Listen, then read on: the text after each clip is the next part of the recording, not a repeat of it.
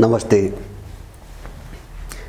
अहिले काठमाडौँको नगरपालिकाले जो केही ठाउँमा डोजर चलाउन सुरु गरेको छ गैरकानुनी संरचनाहरूमाथि, त्यो एउटा तातो बहस र एउटा विवादको विषय बनेको छ। मैले यसै वरिपरि रहेर यसका केही सकारात्मक र यसका केही चाहिँ नकारात्मक भन्नाले अपुरा केही पाटाहरू अलिकति कोट्याउन चाहेको छु र यसको साथसाथै चाहिँ यसले चाहिँ हामीलाई के सन्देश दिइरहेको छ हैन। जस्तो यसको विशेष गरिकन कांग्रेस र एमालेबाट यसको विरोध भयो, व्यक्तिगत रूपमा बोल्न लगाइयो, संस्थागत रूपमा नबोलेर।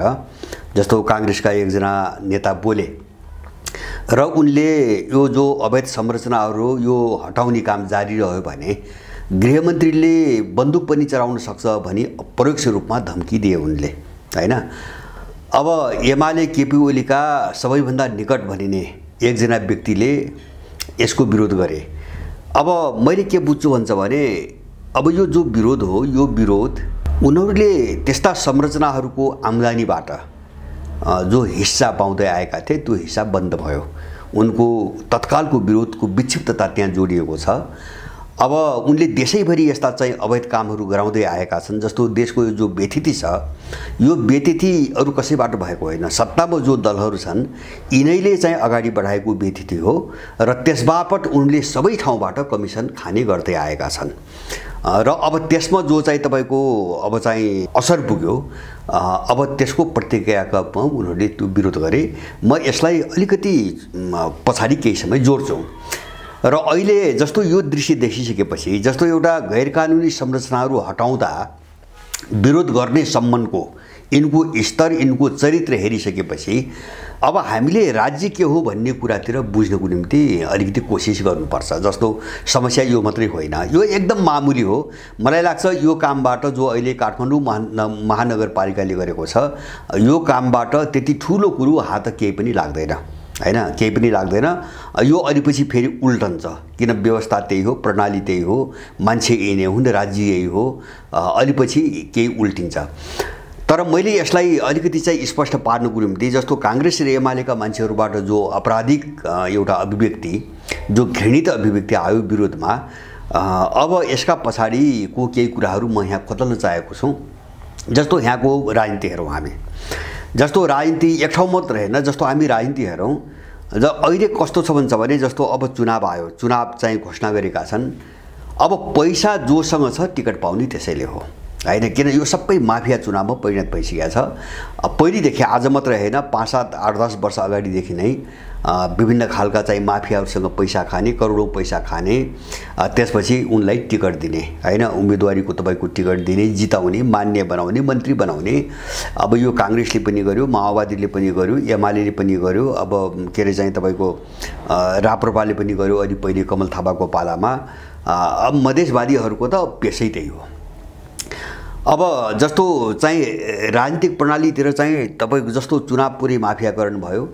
अब चुनाव जोसँग पैसा छैन त्यो चुनाव लड्ने अब सपना नदेख्दा हुने भयो हैन। अब उनीहरूले चुनावको विषयमा सोच्नु नै हुँदैन, जित्ने कोणबाट उसले तपाईको सोच्नु नै हुँदैन। माने पुरै चाहिँ तपाईको एउटा खरिद बिक्रीमा गयो। राजनीति भनेको अहिलेको के हो भन्छ भने पैसाबाट खरिद गर्न सक्ने एउटा शक्ति हो हैन। त्यो शक्ति पैसाले मात्रै किन्न सकिन्छ, उनीहरूले त्यहाँ लगे। जस्तो अर्थतन्त्र हेरौँ, अर्थतन्त्र कस्तो छ भन्छ भने भ्रष्टाचार, के अरे चाहिँ कालो बजारी, तस्करी, कमिसनखोरी, टोटली अनुत्पादक क्षेत्रमा लगानी हैन। जस्तो सट्टा बजार, दलाल बजारहरूमा लगानी, अनि चाहिँ तपाईको जहाँ उत्पादन हुँदैन त्यहाँ चाहिँ तपाईको लगानी हैन। जस्तो यिनीहरूले भन्छन् नि अब यत्रो हामीसँग स्रोत साधनहरू छ तर हामीसँग जे छ त्यहाँ लगानी हुँदैन, नेपालमा भएको छैन, दशकौँदेखि भएको छैन। लगानी कहाँ हुन्छ भन्छ भने बाटो, अन्तर्राष्ट्रिय airport, smart city, view tower हैन। पैसा यतातिर हालेर चाहिँ सारा बर्बाद पार्ने एउटा योजना चाहिँ तपाईको अगाडि बढेको छ सुनियोजित रूपमा। अब हामीले तपाईको प्रशासन हेरौँ, प्रशासन कस्तो भयो भन्छ भने जस्तो तपाईँ एउटा मात्रै हैन, जस्तो अहिले चाहिँ सरकारी कार्यालयमा जानुस्, पैसा नदिकन हैन तपाईको काम हुने त कुरै छोडिदिनुस्, त्यो टेबलमा बसेको मान्छेले कुरो पनि सुन्दैन। पैसा नदिकन अब प्रशासनभित्र कुनै कर्मचारी तन्त्रभित्र अथवा सरकारी कुनै कार्यालयभित्र काम हुन्छ भने अब त्यो सपना नदेख्दा हुने भयो। तपाईँ अदालततिर जानुहोस्, त्यहाँ मुद्दा हाल्ने भनेको के हो भन्छ भने जस्तो कुनै पीडितले मुद्दा हाल्यो भने अब त्यो पीडकबाट न्यायाधीशले पैसा खाने बाटो खुल्यो हैन। अब तपाईँ मुद्दा लडेर जानुहोस्, त्यो भनेको न्यायाधीशलाई पैसा खाने बाटो खोलिदिने हो हैन। न्यायाधीशले पैसा नखाइकन कुनै पनि मुद्दा फैसला गर्दैन। न्याय प्रणाली त्यहाँ गइसक्यो। तपाईको पुलिसको कुरा गर्नुहोस्, अब पुलिस कहाँ पीडकहरू कोही चाहिँ ठगिन्छन्, कोही लुटिन्छन्, कोही के गर्छन् जान्छन्। पुलिसले के गर्छ भन्छ भने अनि जो चाहिँ अपराधी हो उसलाई सम्पर्कमा ल्याउँछ, समात्छ र उसबाट पैसा असुल्छ। अनि जो पीडक हो उसले हालेको निवेदन उसको 3 पुस्तासम्म चाहिँ त्यो चाहिँ तल टेबल मुनि चाहिँ तपाईको फ्याँक्दिन्छ। त्यो चाहिँ तपाईको कहिले पनि हेर्दैन पुलिसले। माने पुलिस कहाँ न्याय माग्न जानुस्, त्यो पुलिसलाई त्यो चोर डाँका लुटेरा ठग जो हुन् नि त्यहाँसम्म चाहिँ खानुको निम्ति पुर्याइदिएको जस्तो मात्रै छ यहाँ हैन। त्यसको उल्टो नतिजा निस्कन्छ। बरु चाहिँ अरू हिसाबले प्रयत्न गर्दा हुने काम चाहिँ प्रहरीमा उजुरिदियो, त्यो काम नै हुँदैन। अब सबैतिर यस्तै छ, कर्मचारी सबैतिर यस्तै छ। तपाईको जस्तो संविधानमा केही चीजहरू तपाईको मौलिक हक भनेको छ हैन। जस्तो शिक्षा स्वास्थ्यलाई मौलिक हक भनेको छ। त्यो नागरिकहरूले हैन निशुल्क पाउनुपर्ने एउटा अधिकार हो। राज्यले चाहिँ दिन्छु भनेर कबुल गरेको अधिकार हो। तर तपाईँ अहिले स्वास्थ्य हेर्नुहोस्, स्वास्थ्य कस्तो छ भन्छ भने एउटा मामुली बिरामी चाहिँ तपाईको लिएर जानुस्, त्यहाँ बसेको डाक्टरले त्यो मान्छेलाई छोएको पनि हुँदैन। उसले पहिले कागजमा के लेख्छ भन्छ भने एमआरआई, सिटी स्क्यान अथवा चाहिँ अल्ट्रासाउन्ड पहिले चाहिँ 20,000 चाहिँ तपाईको पैसा तिराउने एउटा कागज लेख्छ। अब त्यो सबै चाहिँ नगरिकन उसले चाहिँ मान्छे हेर्दैन हैन। त्यो मात्र हैन, काठमाडौँका निजी अस्पताल तपाईहरु सबै अस्पतालमा बुझ्नुहोस् यहाँ कस्तोसम्म गरिरहेका छन् भन्छ भने तपाईको सामान्य चाहिँ शरीर दुखेको बिरामी जान्छ हैन, उसलाई डाक्टरले पैसाको निम्ति चाहिँ अपरेसन गरिदिन्छ र मार्दिन्छ हैन। त्यस्ता घटनाहरू यहाँ धेरै भए। अनि यहाँ निजी अस्पतालमा अधिकांश निजी अस्पतालमा यहाँ के कस्तो धन्दा छ भन्छ भने कुनै बिरामी भर्ता भन्छ आइसियुमा राखिन्छ, बिरामी मरिसकेको हुन्छ तर त्यो आइसियुमा मरेको मान्छेलाई 1 हप्ता 10 दिनसम्म राखेर उनले 20-30 लाख रुपैयाँ असुलिरहेका छन् हैन। मान्छे मरिसक्यो हैन, तर त्यो मरेको लासलाई हैन त्यो चाहिँ तपाईको भित्र चाहिँ आइसियुमा राखेर अनि त्यो चाहिँ तपाईको अक्सिजन पास गरेर सास फेरेको वस्तु देखाएर उनीहरूले चाहिँ हप्ता 10 दिनसम्म राखेर तपाईको चाहिँ 20 लाख रुपैयाँ असुलिरहेका छन्। यस्ता घटनाहरूलाई लिएर केही अस्पतालहरूमा चाहिँ तपाईको यहाँ तोडफोड पनि भए हैन। अब त्यस्ता घटना हुँदै आएका छन्। माने डाक्टर पनि अपराधी भयो। मैले सबै डाक्टरलाई भन्न खोजे हैन, तर चाहिँ जो निजी अस्पताल चलाउने हुन् नि सञ्चालकहरू उनीहरू सबै अपराधी भए।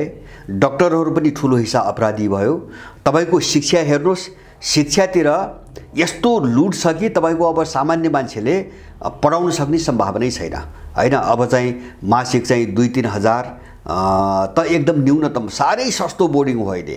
2-3 हजार भनेको साह्रै सस्तो एकदम तल्लो स्तरको भन्छन् उनीहरू, पैसा कम भएकोलाई बोर्डिङ हो। त्योदेखि लिएर चाहिँ तपाईको 5 लाखसम्म मासिक चाहिँ तपाईको 5 लाखसम्म फी तिर्नुपर्ने यहाँ स्कुलहरू छन्। यस्तो लुट चलिरहेको छ यहाँ, जबकि संविधानले शिक्षा र स्वास्थ्यलाई चाहिँ नागरिकहरूको मौलिक हक भनेर व्याख्या गरेको छ। जस्तो सबैतिर यही हो, एक ठाउँमा मात्र हैन। मैले भने नि यो सबै ठाउँबाट यो पार्टीको मान्छेले, यो चाहिँ पार्टीको नेता भन्नेले, सांसद भन्नेले, मन्त्री भन्नेले यो सबै ठाउँबाट कमिसन खाँदै आएको छ।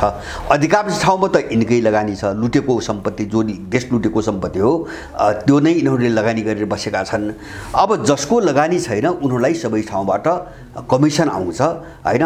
त्यो मात्रै हैन, तपाईको ट्राफिकतिर जानुस्, जस्तो काठमाडौँमा जति बाटा बने पनि यो ट्राफिक कहिले पनि अन्त हुँदैन हैन। किन त्यसका पछाडि चाहिँ माफियागिरी छ हैन। जस्तो यी चक्रपथ अहिले 6 लेनको बनेको छ, तर चाहिँ घण्टौँको जाम छ। जति सडक बनुन्, जति आकाशे पुल बनुन्, ट्राफिक जाम काठमाडौँमा कहिले पनि बन्द हुँदैन। यो व्यवस्था रहेसम्म कहिले पनि त्यो बन्द हुँदैन, कहिले पनि त्यो खुल्दैन। अहिले किन भन्छ भने त्यहाँभित्र पैसा छ हैन। अब त्यहाँभित्र पैसा मात्रै छैन कि यो सबै व्यथिति बनाएर विदेशीले अस्तव्यस्त बनाएर एउटा अन्तर्राष्ट्रिय माफियाले के गर्छ भन्छ भने अनि नेपाललाई कन्ट्रोल गरिरहेको छ हैन। व्यथितिको नाममा नेपाललाई कन्ट्रोल गरिरहेको छ। म सुधार्छु भन्छ, कन्ट्रोल गर्छ, बन्नै दिँदैन। यस्ता यावत चिजहरू चाहिँ तपाईँको सबैतिर छरपष्ट चाहिँ यस्तो देखिन्छ। अब जस्तो अर्थतन्त्र स्वाहा, राजनीति स्वाहा, जस्तो अहिले प्रजातन्त्र भन्छन् नि, अब त्यो त चाहिँ एउटा माफियाहरूको चाहिँ कालो कालो धन्दा, एक खालको धन्दा हो त्यो। अब त्यो शासनको प्रश्न भएन कि तपाईँको जस्तो 10 करोड खर्च गर्ने, चाहिँ 20 करोड हालेर चाहिँ सांसद एउटा पद किन्ने हैन, एउटा टिकट किन्ने, कुनै पार्टीबाट टिकट किन्ने, अनि त्यसबाट माननीय सकेसम्म मन्त्री हुने, त्यसपछि 20 को चाहिँ तपाईँको 100 करोड असुल्ने, बस धन्दै यही हो। त्यस कारणले राजनीति आर्थिक धन्दा भयो, कालो धन्दा भयो पैसा कमाउने, शिक्षा स्वास्थ्य कालै धन्दा भयो। अब चाहिँ तपाईँको न्याय माग्न जानुस्, कुनै पीडित जानुस्, अब कर्मचारीहरूको कालै धन्दा छ, न्यायाधीशहरूको कालै धन्दा छ। कुनै पनि यस्तो ठाउँ छैन जहाँ चाहिँ तपाईँको अब नागरिकले यो राज्य हो भन्ने चाहिँ अनुभूति गरोस् हैन। त यस्तो अवस्थामा केही अवैधानिक संरचनाहरू हटाउँदा उनीहरू विक्षिप्त हुनु, उनको दिमाग बिग्रनु र उनी चाहिँ तपाईँको पागल बन्नु एकदमै स्वाभाविक छ। किन उनको ठुलो इन्कम हो, त्यो ठुलो आम्दानी हो हैन। त्यो पनि अहिले दसैँको मुखमा उनका धेरै सपना हुँदा हुन्, खर्च गर्ने धेरै सपनाहरू हुँदा हुन्। अब त्यो सबै चाहिँ तपाईँको भताभुङ्ग हुन्छ कि भन्ने डर उनीहरूलाई छ हैन। मैले चाहिँ तपाईँको नचाहँदै पनि एउटा मैले चाहिँ कुरा भन्नुपर्छ, आज मैले भन्दैछु। मैले यहाँ चाहिँ पार्टीभित्र यस्ता मान्छेहरू पनि छन् हैन, म पार्टीको नाम लिन अहिले चाहन्न, यिनै राष्ट्रिय ठुला पार्टी भनेका पैसाको निम्ति त्यो पार्टीको नेतोले आफ्नी श्रीमतीलाई अर्कोसँग चाहिँ बस्न पठाइरहेको छ र उसबाट घर किनाउने, घर यहाँ त्यस्ता चिजहरू धेरै देखे हैन। अरू श्रीमतीलाई अर्कासँग बस्न पठाएर पैसाको निम्ति, सम्पत्तिको निम्ति, अनि चाहिँ तपाईँको उसको नाममा घर किनाउने, उसको नाममा पैसा जम्मा गर्ने, यस्तो खालका नीच र निकृष्ट धन्दाहरू पनि यहाँ पार्टी राजनीतिको नाममा हुँदै आएका छन् हैन। नेपालमा यस्ता धन्दाहरू पनि हुँदै आएका छन्। भनेपछि मान्छे यसरी गिर्यो, यो दलाल राजनीतिभित्रको मान्छे यसरी गिर्यो, यसरी पतित भयो कि अब यसलाई मान्छे भन्न सकिने अवस्था पनि रहेन हैन। अब यो बिचमा काठमाडौँ महानगरपालिकाले जे काम गरिरहेछ नि, अब यसलाई अलिकति दुई कोणबाट हेर्नुपर्छ। म यहाँ जानुभन्दा अगाडि जस्तो यो सबै के हो भन्ने कुरा हामीले बुझ्न जरुरी छ। जस्तो यो व्यथिति त भयो, त व्यथितिका पछाडि यिनीहरू मात्रै छैनन्। जस्तो चाहिँ अन्तर्राष्ट्रिय शक्ति, जस्तो पश्चिमा शक्तिहरू हैन, अब उनीहरूले एउटा चाहिँ सिद्धान्त छ उनीहरूको, के अरे चाहिँ स्ट्रक्चरल एडजस्टमेन्ट भन्छन्, संरचनागत समायोजन भन्छन्। उनीहरूले काम गर्न सजिलो हुने गरी अथवा चाहिँ उनले चाहेको जस्तो गरी राज्य व्यवस्था प्रणालीलाई ढाल्ने एउटा सिद्धान्त छ, त्यसलाई संरचनागत समायोजन भन्छन् उनीहरू। जस्तो एमसीसी सम्झौतामा पनि त्यो कुरा उल्लेख छ हैन। त्यो अमेरिकाले लगानी गरिसकेपछि नेपालको आर्थिक र राजनीतिक प्रणालीलाई कस्तो बनाउने भन्ने एउटा चाहिँ त्यहाँ बुँदा हालिएको छ, ताकि नेपालभित्र यहाँको राज्य प्रणालीलाई उनीहरूले आफ्नै देशको प्रणाली जस्तो चलाउन र चाहिँ अगाडि बढाउन सजिलो होस्। मैले भने नि, जस्तो राजनीति माफियाकरण, पुरै माफियाकरण, अब पैसाले किन्ने, त्यो पनि माफियाहरूले किन्ने, अर्थतन्त्र पुरै चाहिँ तपाईँको माफियाकरण, शिक्षा पुरै माफियाकरण, स्वास्थ्य पुरै माफियाकरण, प्रशासन पुरै माफियाकरण, न्यायपालिका पुरै माफियाकरण। अब यस्तो चाहिँ त्यो विदेशी शक्तिले बनाउँछ हैन। यति भएपछि के भयो हुन्छ भने अब उसले चाहेको बेला, किन आफ्नो ढाँचामा लग्न उ सफल भइसकेपछि, जस्तो नेपालको राज्य प्रणालीलाई उसले चाहेको ढाँचामा लग्न सफल भइसकेपछि अनि उसले सजिलोसँग यहाँ काम गर्ने भयो हैन, उसलाई अवरोध नहुने भयो। हो यो मिसन अन्तर्गत राज्य यस्तो बनाइएको छ। हामीले यो कुरा राम्ररी बुझ्नुपर्छ। यो चाहिँ यहाँ केही एकाध व्यक्तिले व्यथिति गरेर, मनपरी गरेर मात्रै देश यस्तो भएको होइन। यसका पछाडि ठुलो अन्तर्राष्ट्रिय शक्ति छ, त्यसको सिद्धान्त छ। मैले भने नि, संरचनागत समायोजन भन्ने त्यसको सिद्धान्तले काम गरेको छ। अब त्यो सिद्धान्त अनुसार ती शक्तिहरूले, जस्तो पश्चिमा शक्तिहरूले अथवा शक्ति राष्ट्रहरूले कुनै पनि कमजोर देशहरूलाई बन्नै दिँदैनन् हैन। बन्यो भने त उनी खेल्ने ठाउँ हुँदैन हैन, उनले कन्ट्रोल गर्ने चाहिँ तपाईँको चाहिँ कुनै पनि बाटो हुँदैन। त्यसकारणले नेपाललाई सधैँभरि यस्तो बनाइराख्नुको निम्ति उनीहरूले एउटा डिजाइनमा यो दलाल शक्ति चाहिँ तपाईँको प्रयोग गरेको छ। त्यसकै नतिजा हो हामी अहिले चाहिँ तपाईको देश जो देखिरहेका छौं वा हामीले काठमाडौँको यो संरचनाहरू भत्काएको बारेमा हामीले विवाद सुनिरहेका छौं। अब यहाँ अन्तिममा मैले एउटा कुरा जोड्न चाहन्छु। जस्तो अहिले काठमाडौँ महानगरपालिकाले जे गरेको छ, जुन गैरकानुनी संरचनाहरू भत्काइरहेको छ, यसलाई चाहिँ गलत भन्नु हुँदैन। यो एउटा गलत मानसिकता हो हैन। होला मान्छे जस्तो सुकै होला, कसैले गरेका राम्रा कामहरूलाई राम्रो नै भन्नुपर्छ। तर यहाँ दुईटा पाटाबाट मैले चाहिँ हेर्नुपर्छ भन्ने चाहिँ मलाई लाग्छ। जस्तो राम्रा कामका दुईटा पाटा हुन्छन्। एउटा पाटो के हुन्छ भन्छ भने जनताको नागरिकको दैनिक जीवनसँग प्रत्यक्ष रूपमा जोडिएका कुराहरू हुन्छन्।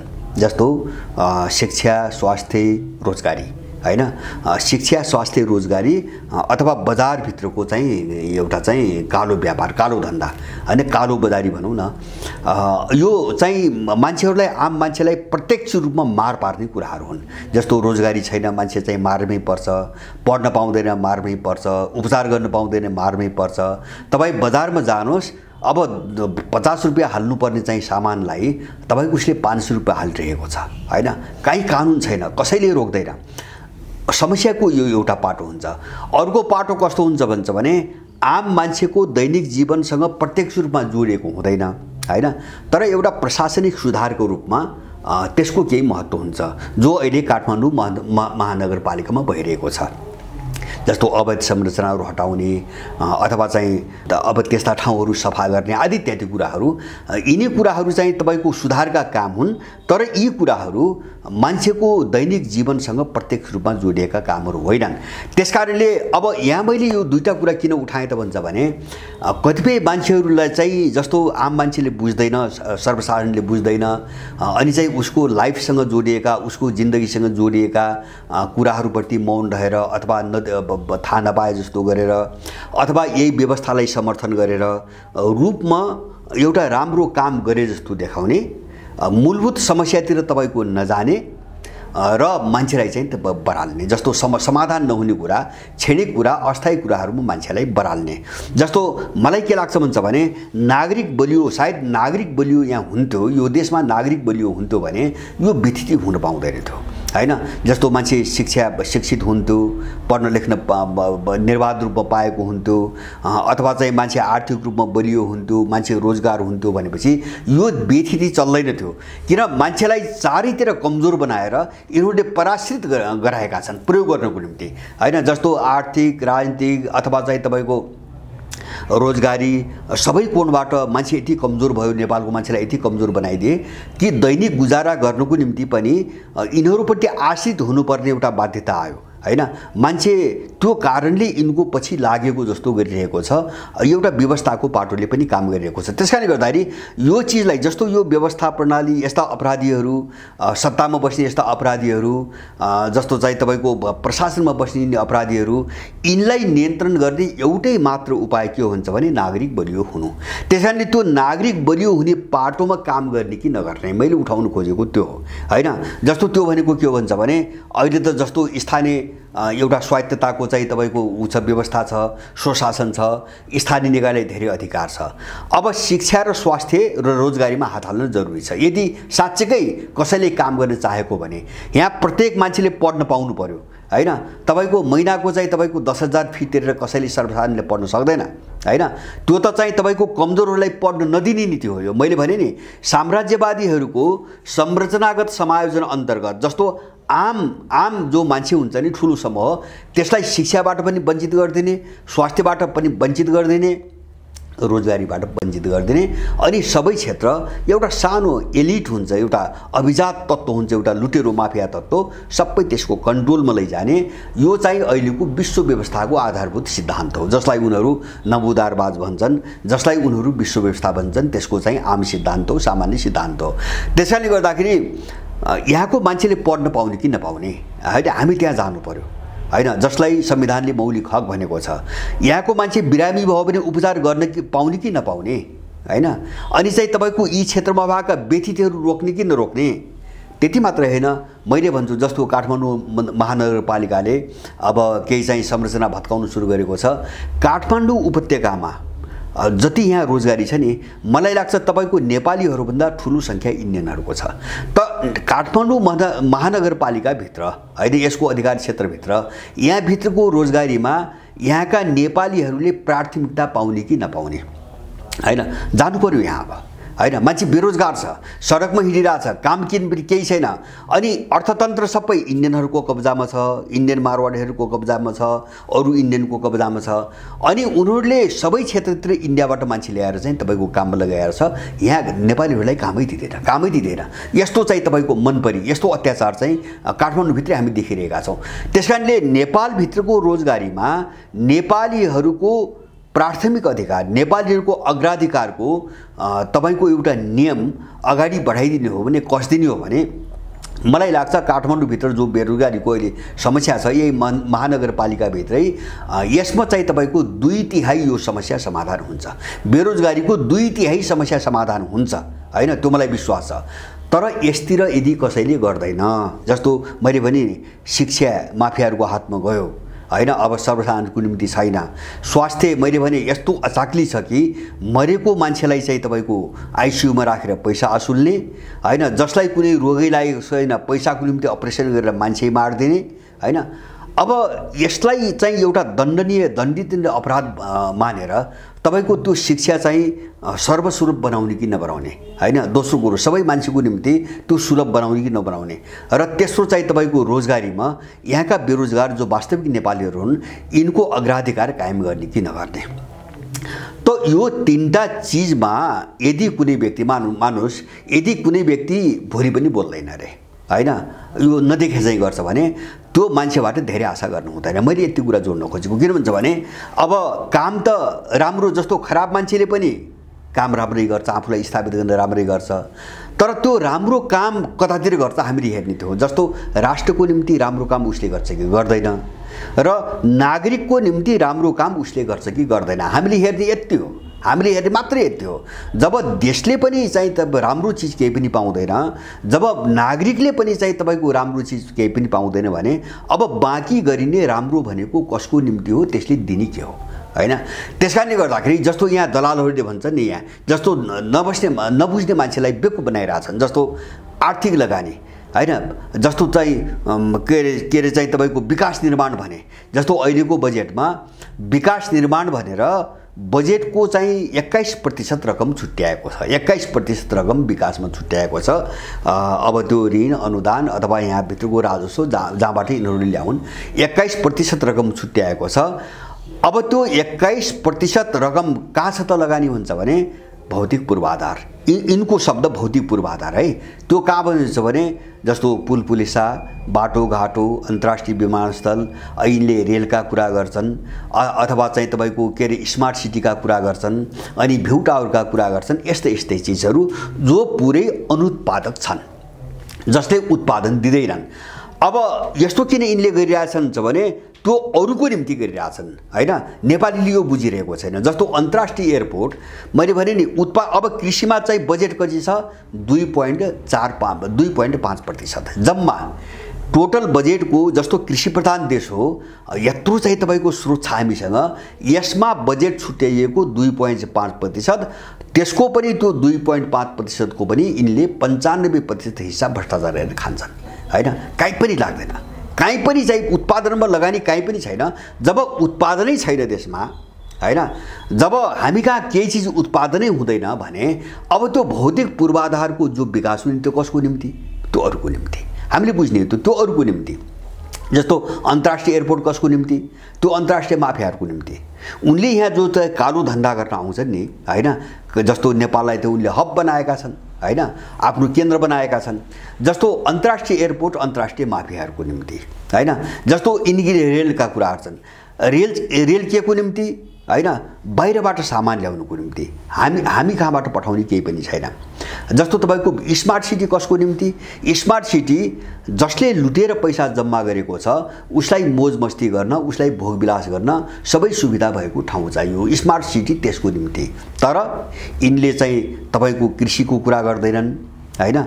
जस्तो कृषिलाई बरु चाहिँ जमिनलाई यिनले प्लटिङ गराए सके हैन। जस्तो जमिन प्लटिङ गराए, सारा चाहिँ जस्तो ऊ सामुदायिक वन भने जनतालाई एउटा काठ एउटा छेसको चाहिँ तपाईँको निकाल्ने दिँदैन, तर सबै काठ तस्करी भइरहेछ, जम्मै काठहरू तस्करी भइरहेछ। अब काठहरू तस्करी गर्नको निम्ति तपाईँको वन अनि यस्तो चिज हामीले धेरै देखिरहेका छौँ।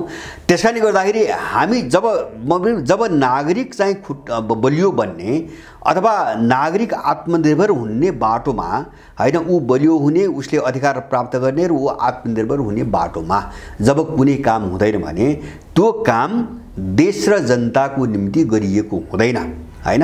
त्यो एउटा चाहिँ तपाईँको काम गरेको देखाएर हैन, सहायक कुराहरूमा तपसिलका कुराहरूमा घुमाइ फिराइकन चाहिँ अर्काको निम्ति काम गरेर यहाँ चाहिँ जस्ट लिने र मान्छेलाई चाहिँ तपाईँको घुमाउने कामहरू नेपालमा धेरै हुँदै आएको छ, धेरै पहिलेदेखि यस्तो काम गर्दा। त्यसकारणले हामी सबै सचेत हुनुपर्ने, उठाउनुपर्ने आवाज के हो भन्छ भने काठमाडौँ महानगरपालिकाभित्र अहिले जो संरचनाहरू भत्काइएको छ, पहिलो कुरो त्यो चाहिँ सबै खालका शक्ति केन्द्रहरूको हकमा लागू हुन्छ कि हुँदैन हैन। जस्तो चाहिँ चौधरी ग्रुपको अस्पतालमा चाहिँ त्यो कार्यान्वयन अझै भइरहेको छैन हैन। यस्ता धेरै छन्, जस्तो अब चाहिँ तपाईँको अब त्यो सेनाले गरेको छ, पुलिसले गरेको छ, कुनै चाहिँ तपाईँको संस्थाले गरेको छ, अब कतिपय गुठीहरूले पनि गरेका छन्। अब यो सबै व्यतिथिहरूमाथि हात हालिन्छ कि हालिँदैन पहिलो कुरा। जस्तो अहिले पावरमा खासै माथिसम्म पहुँच नभएका, पहुँच पुर्याउन नसक्ने मान्छेहरूलाई मात्रै छोएर यसको कुनै अर्थ हुँदैन। एउटा पाटो त्यो समग्रमा जान्छ कि जाँदैन, एउटा हेर्ने कुरा त्यो हो। दोस्रो योभन्दा महत्त्वपूर्ण चिज के हो भन्छ भने जनताको नागरिकहरूको दैनिक जीवनसँग सरोकार राख्ने मामिलाहरूमा अब यो लडाइँ अगाडि बढ्छ कि बढ्दैन, मूल रूपमा मैले ध्यान त्यतिमा दिन्छु। त्यसकारणले त्यो बढ्दैन भने अब यस्ता चिजहरूलाई अलिकति दोहोरो तेह्रो कोणबाट विश्लेषण गर्नुपर्छ। तर पनि अहिले चाहिँ होला हामी त्यो बहस गर्दै जाउँला, भोलि हेर्दै जाउँला कसका काम कस्ता हुन्, कसले के गर्छ, अब त्यो भोलि देखिने नै छ, किन भन्छ भने थोरै समयमा यो बुझिँदैन। तर पनि एउटा चिज हामीले के टुङ्गोमा अब पुग्नुपर्छ भन्छ भने यस्तो सामान्य सुधारको कामलाई हैन, एउटा गैरकानुनी रूपमा चाहिँ तपाईँको जमिन मिचेर बनाइएका संरचनाहरूलाई भत्काउँदाखेरि विक्षिप्त हुने, बरबराउने, पागल बन्ने हैन, जो यहाँका पार्टीहरूको अवस्था देखियो, यतिले बुझाउँछ यिनी कति खतरनाक अपराधीहरू हुन् हैन, यिनको मन कति कालो छ र यस्ता अपराधी पेशेवर अपराधीबाट अब यो देश बन्ने आशा गर्ने मान्छेहरू कस्ता हुन्, तिनका पछि लाग्ने मान्छेहरू कस्ता हुन्, यति हो हामीले हेर्ने। त्यसकारणले गर्दाखेरि यो एउटा राम्रो तस्बिर हो, अपराधीहरूलाई चिन्नको निम्ति साह्रै राम्रो यो तस्बिर हो। त्यसकारणले हामीले के भन्नुपर्छ भन्छ भने यिनका काला अनुहार, यिनको कालो व्यवस्था र यिनको कालो छाया हैन, देशको अभिशाप भनेको यति हो। यिनीबाट कहिल्यै पनि राम्रो कामको आशा गर्न हुँदैन हैन, कहिल्यै पनि राम्रो कामको आशा पनि गर्न हुँदैन। र अब यो चिज प्रति चाहिँ तपाईँको जति बढी आक्रामक बन्न सकिन्छ, यसलाई जति चाहिँ तपाईँको नङ्ग्याएर अगाडि बढ्न सकिन्छ, अब जनतालाई अलिकति जागरुक गराउने तरिका त्यही हो। त्यसकारणले गर्दाखेरि यो अहिले काठमाडौँ महानगरपालिकामा जे देखा परिरहेको छ, यो चाहिँ तपाईँको यद्यपि मलाई लाग्छ त्यो एउटै वृत्तभित्र हो। जस्तो अब बालेन शाह पनि चाहिँ यो व्यवस्थाका समर्थक हुन्, कुनै चाहिँ एकदम क्रान्तिकारी, एकदम चाहिँ तपाईँको एउटा नेपालको मौलिक परिवेशले सोच्ने कुनै व्यक्ति पनि होइनन् हैन। जस्तो कतिपय अहम मुद्दाहरूमा उनी बोलेका पनि छैनन्, जस्तो नागरिकतामा उनी बोलेका छैनन् हैन, एउटा देशको नागरिक हिसाबले बोल्नुपर्छ हैन, जस्तो एमसीसीको विषयमा उनी बोलेका छैनन्।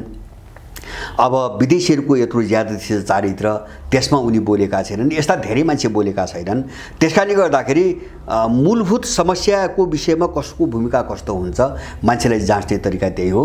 तर यो भन्दैमा अहिले चाहिँ जे चाहिँ व्यतिथि छ, अब यसका विरुद्धमा जो लडिरहेका छन्, जे भइरहेको छ, यसको विरोध चाहिँ गर्न मैले चाहिँ आवश्यक देख्दैन, यो गर्न हुँदैन। कमतीकम यसले के गर्छ भन्छ भने यही व्यवस्था मान्नेहरू बिचमा पनि एउटा अन्तर्विरोध पैदा गर्छ, गरिरहेको छ, एउटा अन्तर्विरोध पैदा गर्छ, उनको बिचमा एउटा विग्रह पनि ल्याउँछ। र अब कतिपय मान्छेहरू राम्रै नियतले सोचेका हुन्, अगाडि बढेका हुन् भने अरू क्षेत्रमा पनि अगाडि बढ्लान्, त्यसो भयो भने राम्रै हुन्छ। तर पनि यो घटनापछि हामी यो व्यवस्था चलाउने मान्छेहरू, यिनका पछाडिको चाहिँ तपाईँको एउटा जालो, यिनीसँग जोडेको जालो, यसबाट कुनै पनि आशा गर्नु हुँदैन भन्ने एउटा राम्रोसँग प्रमाणित भएको छ। अब यो चिज सबै नेपालीहरूले स्पष्ट रूपमा बुझ्नुपर्दछ।